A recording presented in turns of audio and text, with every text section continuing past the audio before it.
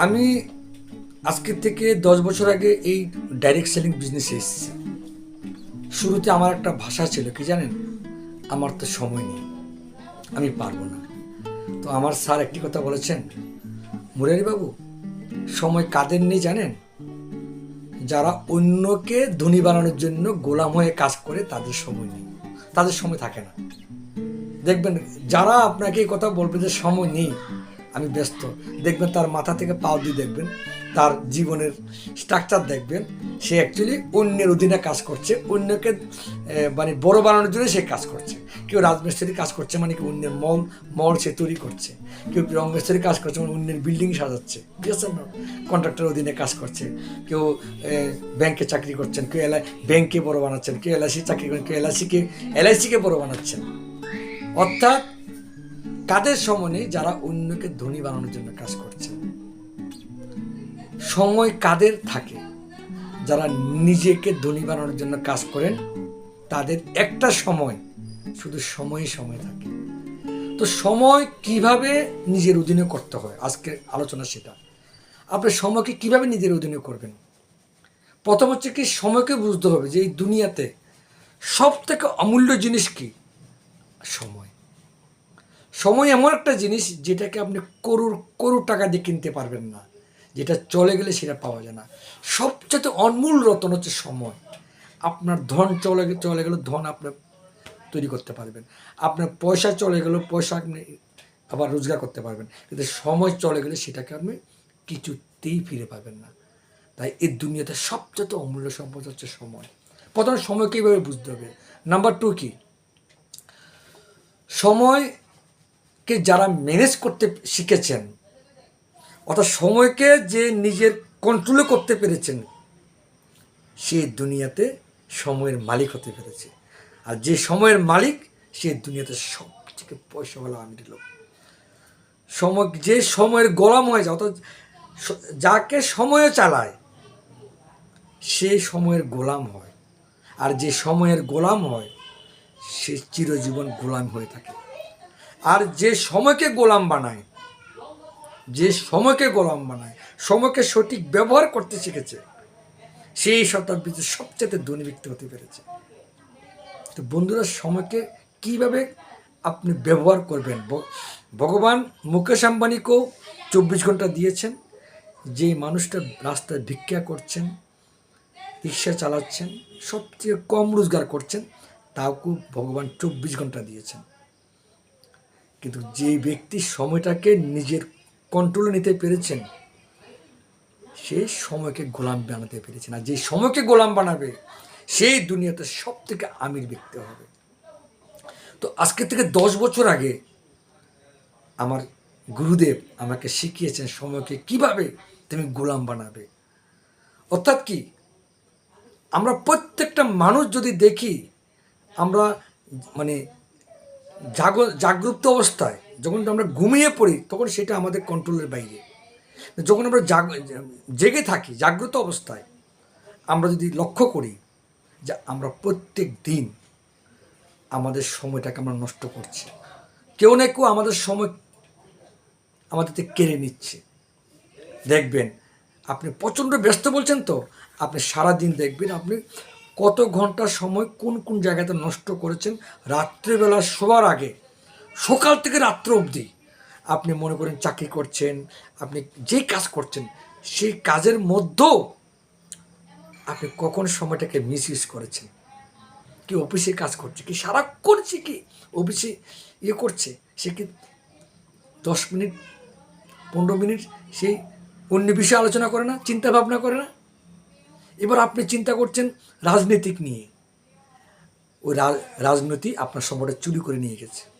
আপনি চিন্তা করছেন আপনার বাড়িতে কি হচ্ছে, পাশের বাড়িতে কি দেখে আসলেন। তো আপনি কাজের মধ্যেও যে বিষয় নিয়ে চিন্তা করছেন, যে বিষয় নিয়ে কথা বলছেন, কাজ করতে করতে আপনি হয়তো একটা নতুন লোক আসলো, তার সঙ্গে একটা বিষয় নিয়ে কথা বললেন, তো আপনার সময়টা ওই বিষয় চুরি করে নিয়েছে। অর্থাৎ ওই বিষয়টাকে আপনার যে জায়গা থেকে আপনার সফল হওয়ার স্বপ্ন দেখছেন, ওই বিষয়টার মধ্যে এই জায়গাটার বিষয়ে আলোচনা করতাম। অর্থাৎ কি, আমি যখন চাকরি করতাম, আমি 10টা থেকে সন্ধ্যা 7টা অবধি ডিউটি ছিল। তাহলে কি আমি যখন ফিল্ডে যেতাম কি আমি সারাক্ষণ কি চাকরি ওই প্রোডাক্ট বিক্রি করতাম? তার মধ্যেও তো কিছু লোকের সঙ্গে দেখা হয়, রাস্তাঘাটে কথা হয়, আধা ঘন্টা 10 মিনিট দাঁড়িয়ে কথা বলি, দুপুরে খেতে আসতে কেউ না কেউ বাড়িতে একটু গিয়ে 2 মিনিট কথা বলে আসি।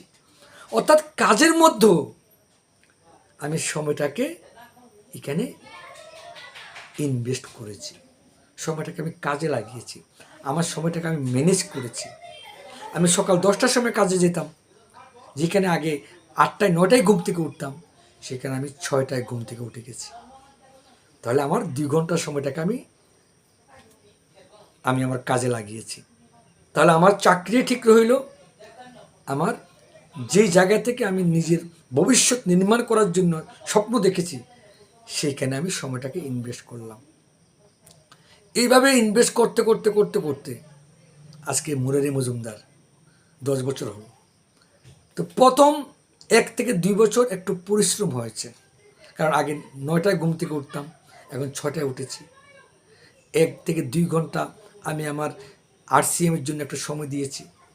আগে সন্ধ্যা 7টার পরে ডাইরেক্ট বাড়িতে চলে আসতাম, কিন্তু এখন সন্ধ্যা 7টায় দোকান থেকে বের হয়ে আমি একটু সময় দিয়েছি। কতদিন সময় দিয়েছি? 2 বছর। দেওয়ার কারণে কি হলো? আজকে আমার 45,000 লোকের আমার নেটওয়ার্ক তৈরি হয়েছে। 45,000 লোক যদি ডেলি 45,000-এর মধ্যে ছেড়ে দিন, যদি 4,000 লোকও ডেলি 1 ঘন্টা করে, তারা তাদের সময়টাকে ওই ম্যানেজ করে আমার মতনই কাজ করে RCM-এর জন্য। 4,000 লোক, তাহলে আমার 4,000 লোক যদি ডেলি 1 ঘন্টা কাজ করে, কত হলো? 4,000 ঘন্টা তারা কাজ করলো তাদের সময়টাকে ম্যানেজ করে তাদের ভবিষ্যতের জন্য RCM-এ। তো তাদের 4,000 ঘন্টা হলে এটা আমার হয়ে গেল, কারণ আমার টিমে তারা আছে। তো তাদের 4,000 ঘন্টা আমার হয়ে গেল। অর্থাৎ আজকে আমি ঘরে বসে থাকলেও আমার 4,000 ঘন্টা প্রতিদিন কাজ হচ্ছে। এটাই তো সময়কে গোলাম বানানো। আজকে আমি সময়ের গোলাম নই। আজকে আমি ঘরে যদি বসেও থাকি, আমার প্রতিদিন হাজার হাজার ঘন্টা কাজ হচ্ছে, কিন্তু আপনি 10-12 ঘন্টা কাজ করে বলছেন আপনার সময় নেই। কিন্তু আজকে আমার হাজার হাজার ঘন্টা কাজ হওয়ার পরেও আমার সময় আছে। এই যে ভিডিও বানাচ্ছি, ফেসবুক লাইভে আসছি, বছর বছর ঘুরতে চলে যাচ্ছি।